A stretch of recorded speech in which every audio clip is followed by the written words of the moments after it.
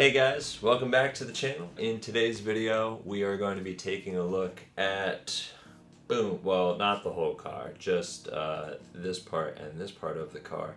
The new ceramic ball diffs by RTRC for the all-wheel drive. We are going to take a closer look at that today, build one, throw it in the car.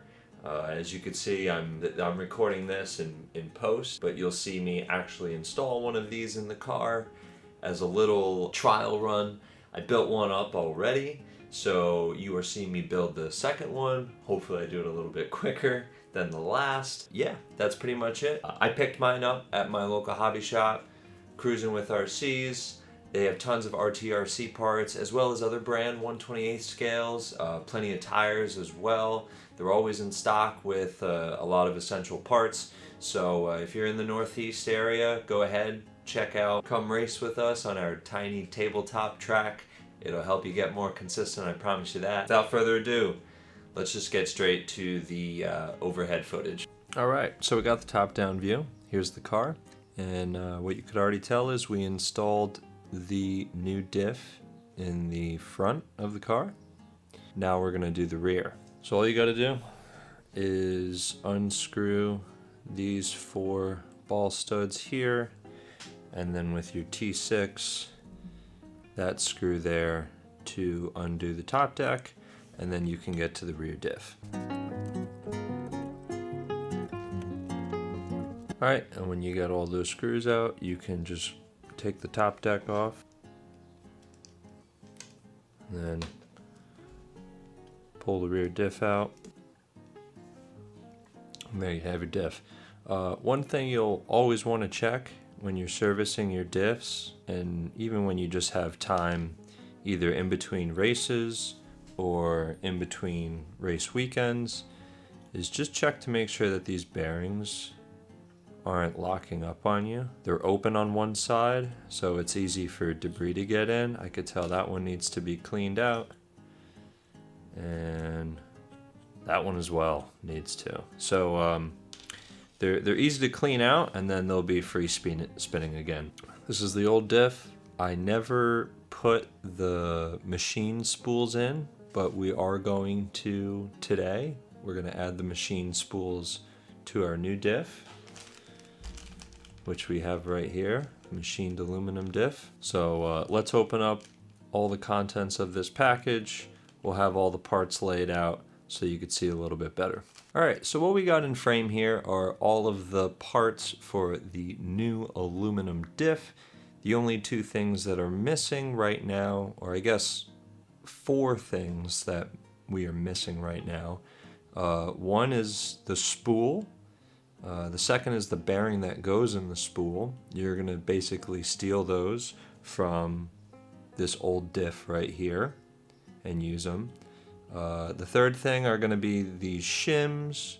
I recommend starting with 2 shims on both sides and then play around with the tolerance from there. So you need 4 of these small shims. You'll steal those from the old diff as well. And then finally you're going to need those bearings that we talked about cleaning earlier.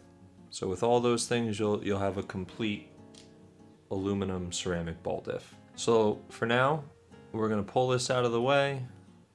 These are the spares you get. You get a spare O-ring and a spare ceramic diff ball. We'll get to opening up the old diff. They're only a little bit different from one another. We'll start with the shims. We'll take the shims out. We'll unscrew the tensioner screw. Also holds everything together, of course. Pull that apart. It's been a while since I serviced my diff, so it's definitely dirty, but I'm not too worried about it because we're not going to be using this one. We're going to be using the new ones. The glue also came done. I had this slip ring glued to this part here because the groove isn't exactly the best, but the new grooves on the slip rings are much better. So we're going to steal this bearing and put it in our new machine spool. Alright, so here are all the parts laid out. you can kind of assemble it like sandwich style. I like to start from this point here and then assemble the spool, grease everything, and then sandwich it with these parts here, follow it up with the thrust bearing, the O-ring, and then screw it all together. Before you get ahead of yourself, you should definitely sand these slip rings down a little bit. The manual calls for 2500 grit sandpaper. I don't have 2500, I have 1500, so I'm just gonna make do with that, but definitely sand it down with some fine grit sandpaper, and don't just put them in willy-nilly. You're not gonna get the optimal performance out of the diffs by doing that. Put a little bit of extra time and care into it. You'll have a far better product. Go in like a circle or figure 8 pattern, and the key is to sort of see scuffs everywhere. That one looks good. We'll do the other one. All right, so those are all done. Now we can get to assembling this diff. So I'm going to start with this piece first. It'll make your life a lot easier if you just put a little bit of grease on the contacts here, like right there and right there, where the ring will sit, and it'll kind of help stick. If I turn this piece upside down, you won't have the slip ring constantly falling off. Let's go ahead and throw this bearing in our new machine spool. All right. Put that in there. We'll put that off to the side. I'm just gonna put all these into the grease excess. You could just scoop it out afterwards.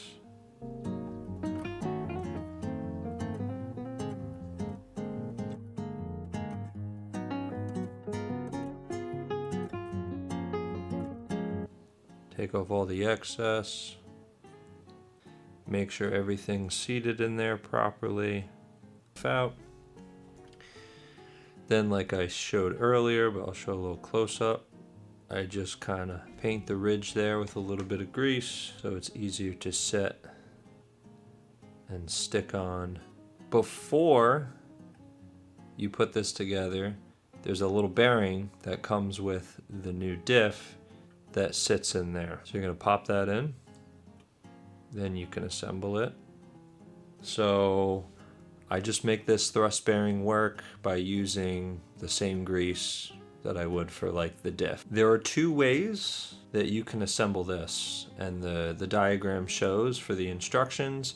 You can either have this groove sandwiching the little balls of the thrust bearing, or you could have the flat side sandwiching it. If you use the flat side, you will have to sand it, again with 2500 sandpaper. But I'm just going to use the groove side because most tracks that I run at will like the groove side more. I just use a little bit of grease, plop that in, sandwich it together. It might be a pain in the butt doing this your first time. Take the little black O-ring that comes with the diff, put it on top.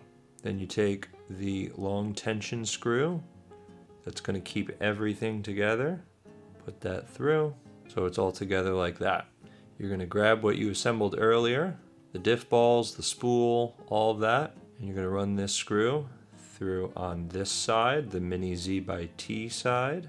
That's when you grab this small little clamp washer. All right, so we have a closer in focus shot. I'm going to take that little clamp washer,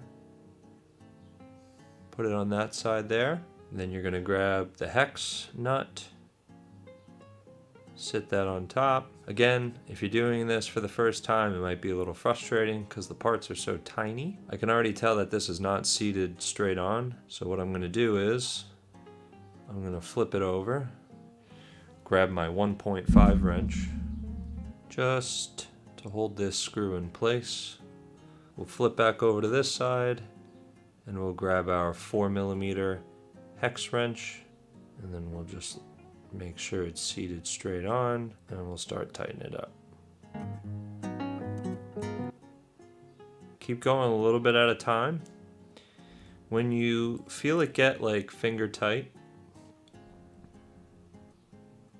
maybe back out 15 minutes. This is getting tighter, but I feel like I'm just gonna go a little bit more. Feels pretty good. Give you an idea of how much thread is showing on the other side.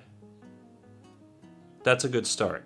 And then you could always adjust when it's in the car already. Just need to prepare the receiving ends for the shaft drive.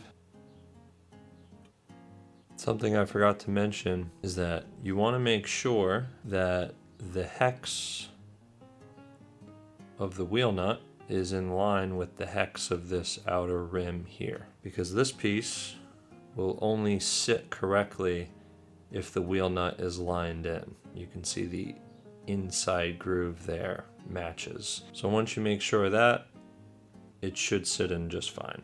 It may take a little trial and error, but you'll get it.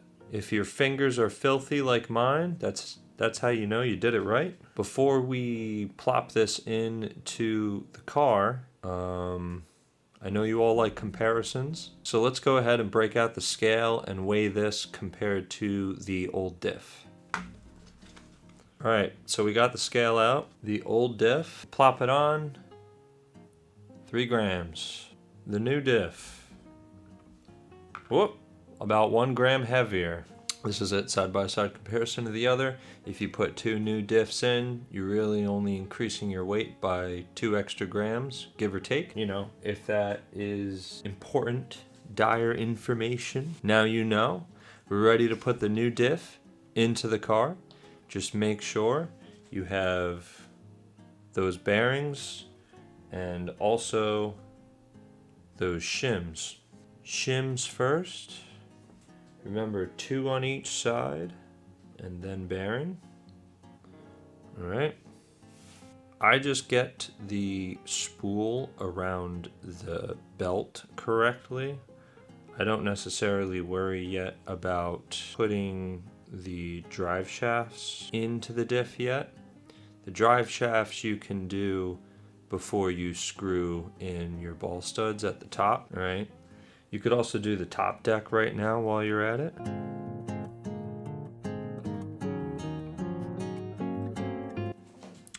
And then you can get the drive shafts to line up, plop it in.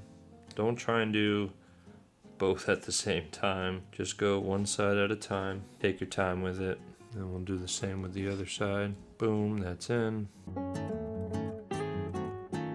New rear diff installed. So now we have both the rear and the front. Just do yourself a favor. Make sure you put on some wheels and tires and then hold the spool and one wheel and try and spin the other. See how the tension is when it slips. Also check the front. Of course, if it feels too loose, too tight, then on the rear, you're gonna unscrew these 2 ball studs. Or actually, you could just unscrew this ball stud, let this knuckle just drop away so the shaft comes out. Just like you used to before, you go in with a 1/5 and then tighten or loosen that tension screw that keeps the whole diff together, and do the same on the front. I'm gonna run my diffs just the same as I had before, where it's gonna be fairly tight in the front and just slightly less tight in the rear, and go from there. But it's different for everybody,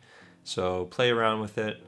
Let me know what you guys find out, and thanks for watching. All right, so those are the completed new aluminum ceramic ball diffs for the RTB. I hope this video helped. I apologize for sounding a little sleepy during the build. I think I recorded this super early in the morning with 0 coffee in me, but we got the coffee now, and we're currently waking up.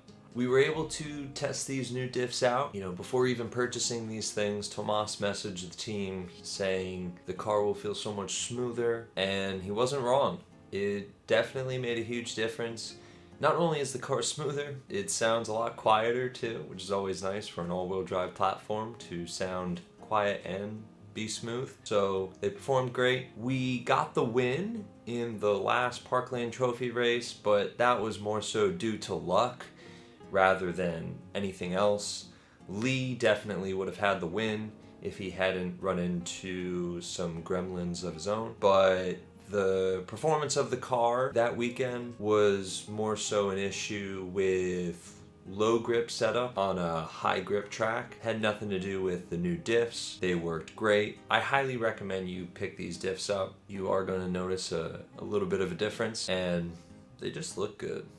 So with all that said, I think we're done here. If you have any more questions, if you want another follow-up after a few more races, I can do that as well. Otherwise, I'll see you guys in the next video. All right, cheers everyone.